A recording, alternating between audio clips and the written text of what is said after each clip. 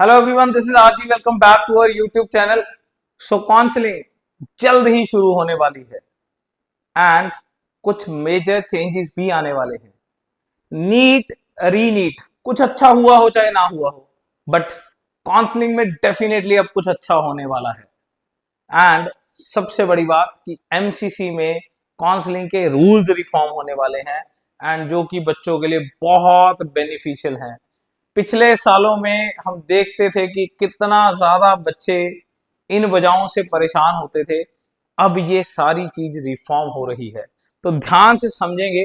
ये लेटर 28 जुलाई का ये लेटर 28 जुलाई का department of health and family welfare government of India द्वारा जो लेटर पहले अपलोड किया गया, फिर रिमूव किया गया, अब ये सर्कुलेटेड चल रहा है। ऑल दो ये वेबसाइट पे अवेलेबल फिलहाल नहीं है, बट व्हाट्सएप ग्रुप्स में डेफिनेटली सर्कुलेटेड चल रहा है, बिकॉज आप सब बहुत एक्टिव हो।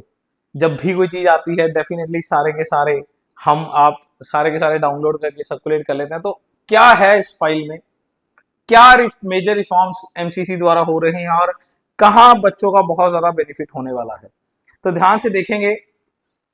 सो क्या लिखा हुआ है इसमें?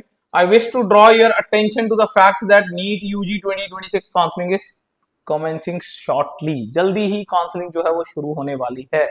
फाइन, तो अगस्त फर्स्ट वीक या हद मार के सेकेंड वीक मतलब ये शुरू हो ही जानी है।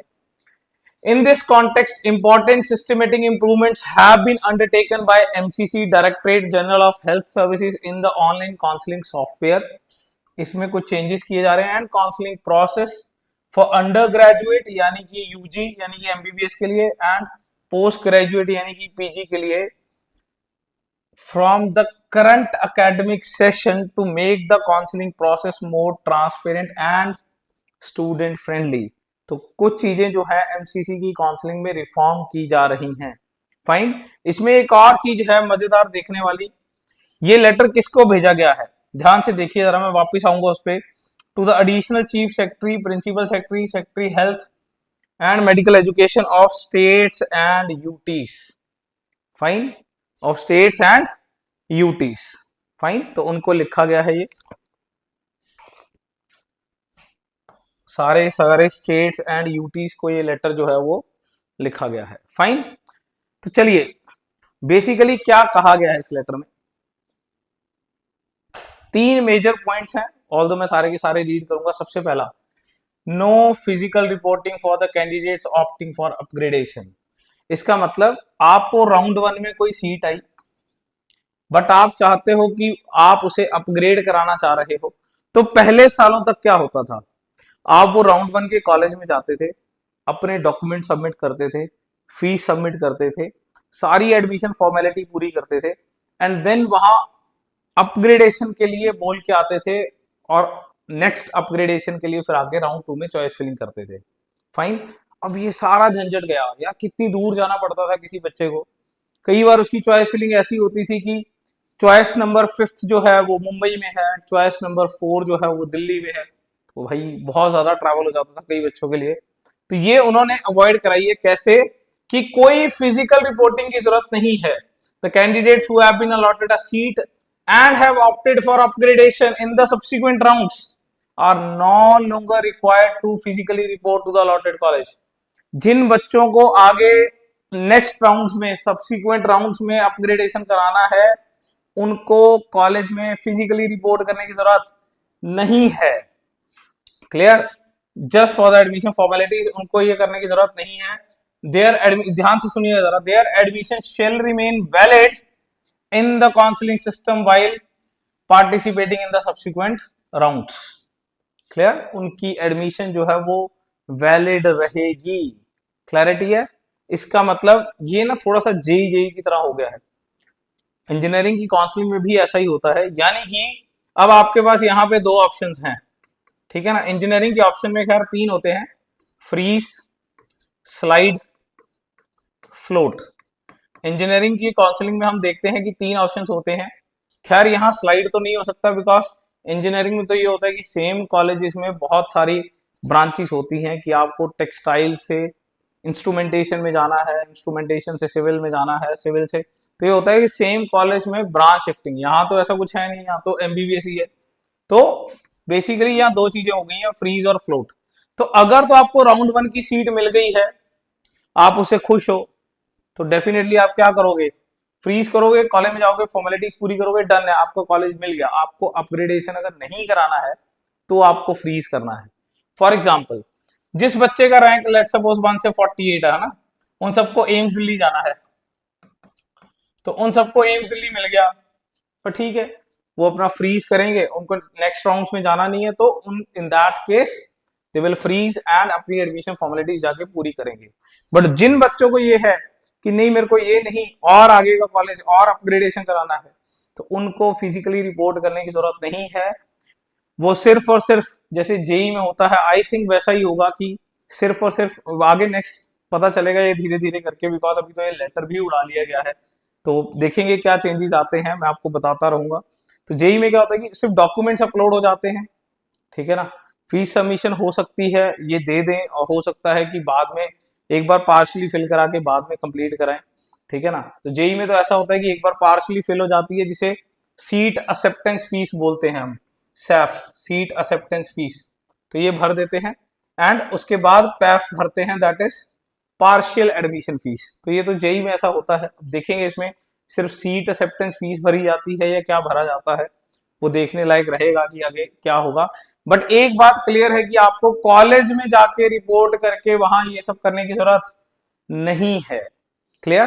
तो आप घर बैठे बैठे अपनी सीट जो है अपग्रेड करा सकते हो, डॉक्यूमेंट्स अपलोड करिए, जो भी फीस होगी वो सबमिट करिए, जैसे भी आएगा मैं आपको बताता रहूंगा। नेक्स्ट आगे चलते हैं सेकेंड पॉइंट पे, ऑनलाइन रेजिग्नेशन फैसिलिटी। अब पिछले सालों में पहले क्या होता था मैं आपको बता दूं। मान लीजिए आपको राउंड 2 में नया कॉलेज आ गया, तो पहले आप राउंड 1 के कॉलेज में जाते थे, वहां पे जाके रिजाइन लिखते थे, वहां पे डॉक्यूमेंट्स अपने कलेक्ट करते थे, फिर राउंड 2 के कॉलेज में जाते थे एंड वहां जाके एडमिशन फॉर्मेलिटी पूरी करते थे। मतलब चक्कर ही चक्कर थे भाई। अब यहाँ पे क्या है, ऑनलाइन रेजिग्नेशन फैसिलिटी दे दी गई है। अगर आप अपनी सीट को रिजाइन करना चाहते हो तो घर बैठे बैठे कर सकते हो। Candidates may now submit resignation from their allotted seat through the MCC counselling portal wherever permissible under the counseling rules and within the prescribed timelines। ऐसा क्यों लिखा गया, बिकॉज एमसीसी द्वारा कुछ पर्टिकुलर टाइमलाइन दी जाती है कि इतने टाइम तक ही आप ये अपनी सीट जो है वो रिजाइन कर सकते हो, अदरवाइज जैसे राउंड 2 और राउंड 3 में सिक्योरिटी फॉरफिट हो जाती है, तो एक पर्टिकुलर टाइमलाइन दी जाती है कि कितने समय तक आप बिना फॉरफिट किए बच सकते हो, कितने समय तक आप फॉरफिट करा के आप अपना रिजाइन कर सकते हो। क्लियर? अब जैसे राउंड 1 में तो फ्री एग्जिट है, तो भाई बहुत ही इजी है, आपने इग्नोर ही कर दिया, आपने सीट नहीं ली। पर राउंड 2 में ऐसी टाइमलाइन दी जाती है कि कौन बच्चे जो हैं वो बिना फॉर फीचर के रिजाइन कर सकते हैं, एंड क्या कंडीशन है जिसमें फॉर फीचर करके रिजाइन कर सकते हैं। तो वो सब चीजें अब ऑनलाइन ही करी जा सकती हैं, पहले ये कॉलेज में जाके करके आनी होती थी, ठीक है ना। तो अब ये ऑनलाइन ही हो जाएंगी, ठीक है ना। अब ये जानने के लिए कि कब आपको मतलब बिना फॉर फीचर के रिजाइन होना है एंड कब फॉर फीचर से रिजाइन होना है, आप देखते रहिए ध्यान से, मैं समझाऊंगा सारे का सारा प्रोसेस। चैनल को सब्सक्राइब करके रखिए। तो बेसिकली मतलब ये है कि रिपोर्ट करना और रिजाइन करना दोनों ही अब ऑनलाइन हो गए हैं, आपको दोनों के लिए ही कॉलेज आने की जरूरत नहीं है। इसका मतलब ये वन टाइम रिपोर्टिंग सिस्टम पे चला गया है, जिस भी कॉलेज में आपकी लास्ट सीट फाइनलाइज होती है आपको वहां जाना है। ऑल दो अब इसमें अभी भी फिलहाल मेरे को लग रहा है बहुत सारे इश्यूज हैं। जैसे मान लीजिए किसी बंदे ने, क्योंकि अब यहाँ पे डॉक्यूमेंट तो कॉलेज को दिए ही नहीं, तो राउंड 1 में कहीं सीट ले ली, राउंड 2 में अपग्रेड करा ली, 2 से एमसीसी में 3 में अपग्रेड करा ली। तो पहले तो वो जो 3 में सीट एमसीसी में ले लेता था वो स्टेट में पार्टिसिपेट ही नहीं कर सकता था, क्योंकि उसके डॉक्यूमेंट्स ऑल इंडिया में चले गए। बट अब वो क्या करेगा, वो तो सिक्योरिटी फॉरफिट करा के इधर स्टेट में भी सीट ले लेगा। तो क्या रहेगा फंडा, ये कैसे सॉफ्टवेयर इनका अपडेट होगा, ये धीरे धीरे करके चीजें क्लियर होंगी।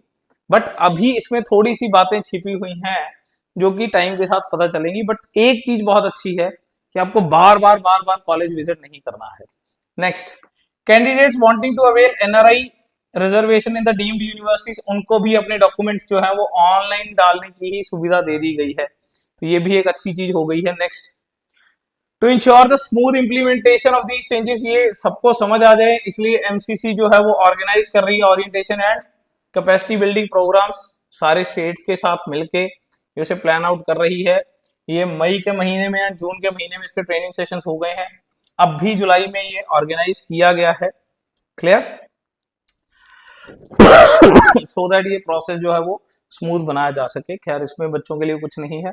Further as you are aware MCC and DGHS does counseling for only 15% all India quota and 100% deemed की और सेंट्रल यूनिवर्सिटीज की काउंसलिंग करता है।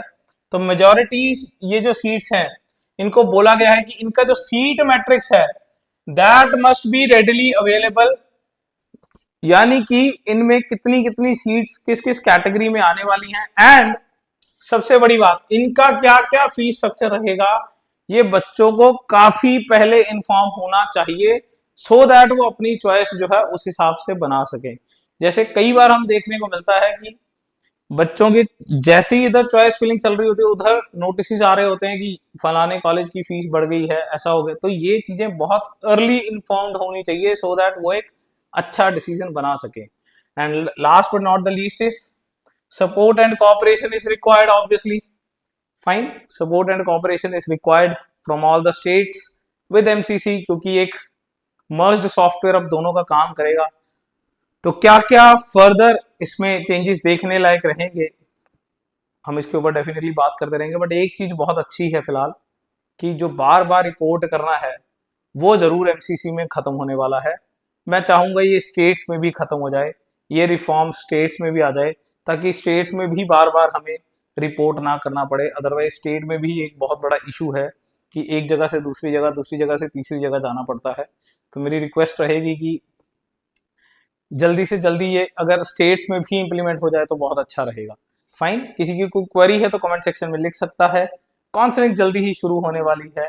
Good luck.